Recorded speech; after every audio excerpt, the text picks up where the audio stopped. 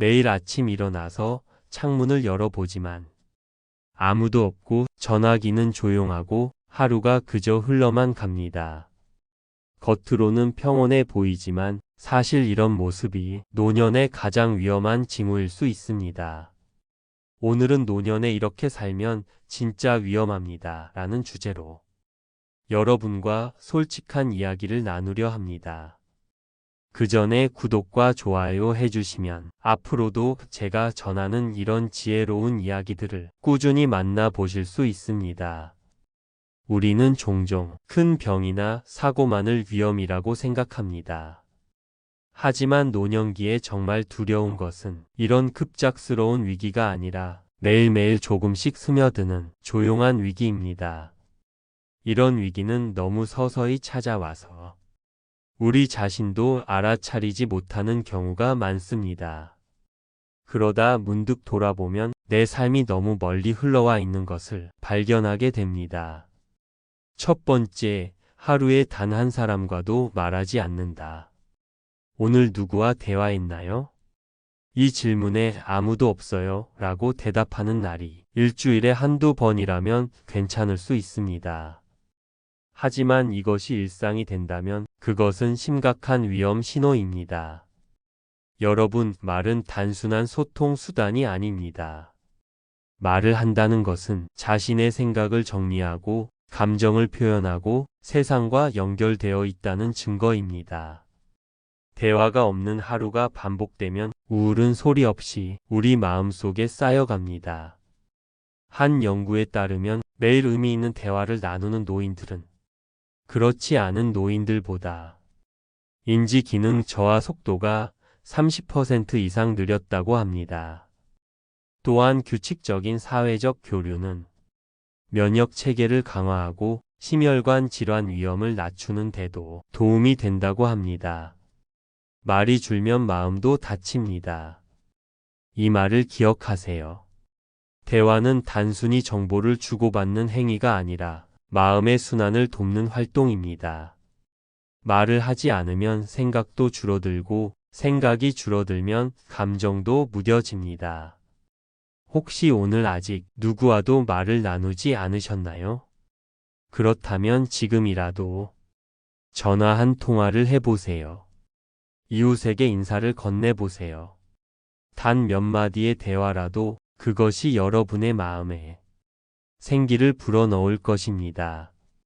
대화가 어려운 상황이라면 스스로에게 말을 걸어보는 것도 도움이 됩니다. 소리 내어 책을 읽거나 텔레비전을 보며 감상을 말하는 것만으로도 목소리를 사용하는 효과가 있습니다. 또는 라디오를 틀어두고 진행자의 말에 대답하는 습관을 들여보세요. 이런 작은 실천이 여러분의 마음을 열어주는 첫걸음이 될 것입니다. 두 번째, 시간은 많은데 하고 싶은 일이 없다. 은퇴 후의 삶, 시간은 넘쳐나는데 그 시간을 채울 활동이 없다면 어떤 일이 벌어질까요? 목적 없이 흘러가는 시간은 삶의 의미를 서서히 갉아먹기 시작합니다. 아침에 일어나서 뭘 해야 할지 모르겠어. 하루가 너무 길게 느껴져. TV만 보다가 하루가 끝나요.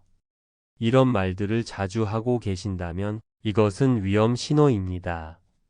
목적의식은 단순히 수명을 연장하는 것이 아니라 그 삶의 질을 결정짓는 핵심 요소입니다. 중요한 것은 거창한 목표가 아닙니다. 작은 취미 하나, 관심사 하나, 매일 기대할 수 있는 작은 기쁨 하나가 생명력을 되찾는 시작이 될 수 있습니다. 처음부터 너무 큰 것을 바라지 마세요. 요리 한 가지 마스터하기, 식물 한 그루 키우기. 이런 소소한 것들로 시작해 보세요. 어떤 활동이든 그것이 여러분에게 오늘을 살아갈 이유를 주면 됩니다. 한 82세 할머니의 이야기가 생각납니다. 그분은 매일 아침 일어나 베란다의 화초에게 말을 건네고 점심에는 동네 도서관에 가서 책을 읽고 저녁에는 요리 블로그를 보며 내일 만들 음식을 계획한다고 합니다. 특별해 보이지 않는 일상이지만 이런 작은 기대와 루틴이 그분의 삶에 리듬과 의미를 부여합니다. 의미를 찾는 사람은 거의 모든 것에서 의미를 발견할 수 있어요. 반대로 의미를 놓친 사람은 어디에서도 의미를 찾지 못합니다. 이 말을 기억하며 오늘 하루 여러분에게 작은 기쁨을 줄 수 있는 일이 무엇인지 생각해 보세요. 세 번째, 먹는 게 귀찮아진다. 밥맛이 없어. 한 끼 건너뛰어도 괜찮아. 차려 먹기가 귀찮아서 라면만 먹어. 이런 생각들 위험합니다. 식욕은 단순한 배고픔의 신호가 아니라 생존의 본능입니다. 먹는 일이 귀찮아지기 시작하면 그것은 단순히 신체적인 문제가 아니라 마음이 먼저 무너지고 있다는 신호일 수 있습니다. 영양 부족은 노년기 건강의 가장 큰 적 중 하나입니다. 단백질과 필수 영양소가 부족하면 근육량이 줄어들고 면역력이 약해지며 인지 기능도 저하됩니다. 더 심각한 것은 이런 문제가 서서히 진행되어 자신도 모르게 건강이 급격히 악화될 수 있다는 점입니다. 특히 혼자 사는 노인들에게 이 문제는 더욱 심각합니다. 나 하나 먹자고 이렇게까지 할 필요가 있나? 라는 생각이 들기 쉽지만 사실 혼자라도 제대로 차려 먹는 힘이 노년의 건강을 지키는 핵심입니다. 매일 세 끼를 완벽하게 챙기기 어렵다면 적어도 하루에 한 끼는 단백질, 채소, 과일, 곡물을 골고루 포함한 식사를 하도록 노력해 보세요.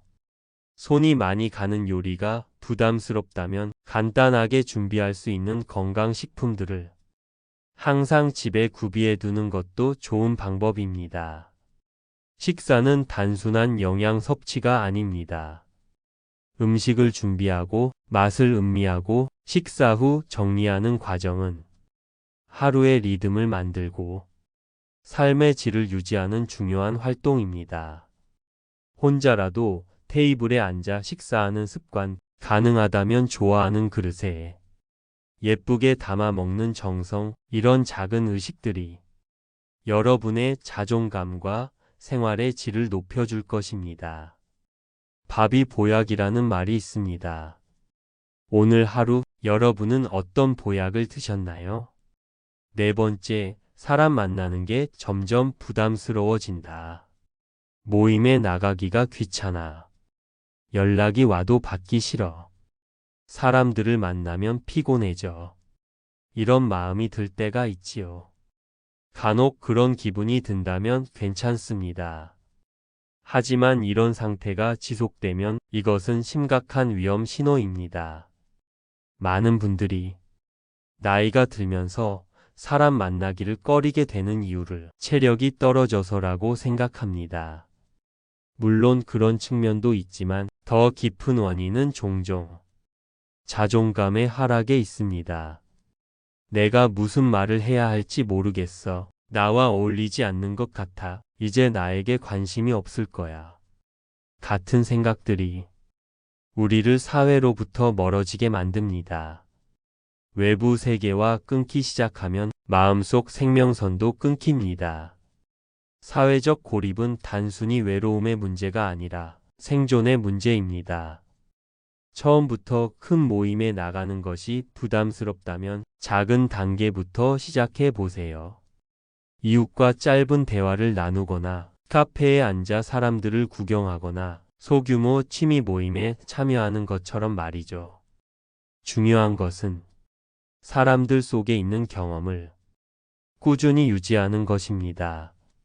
사회적 교류는 근육과 같아서 꾸준히 사용해야 약해지지 않습니다. 자신에게 맞는 교류 방식을 찾아보세요.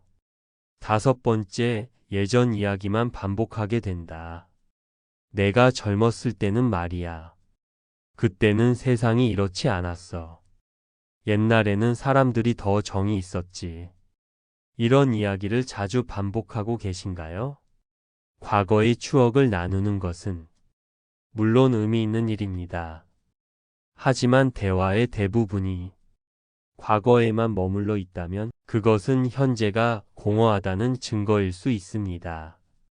과거에 집착하는 것은 현재와의 연결이 끊어지고 있다는 신호입니다.